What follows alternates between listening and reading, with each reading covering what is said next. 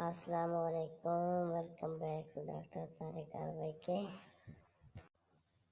Today our topic is about the digestive system of human. Human digestive system consists of the oral cavity, esophagus, stomach, small intestine, and the large intestine. Oral cavity consists of the teeth, tongue, and salivary gland and the pharynx.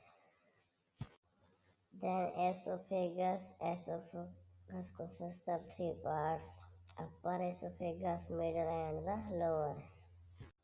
Stomach consists of the cardiac part, fundus, body, and the pyloric part.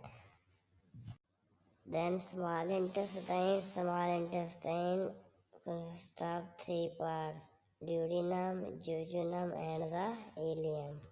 Last part is the large intestine, consists of the cecum, appendix, colon, and the rectum, and final part is the anus. Through the feces is excreted outside of the body.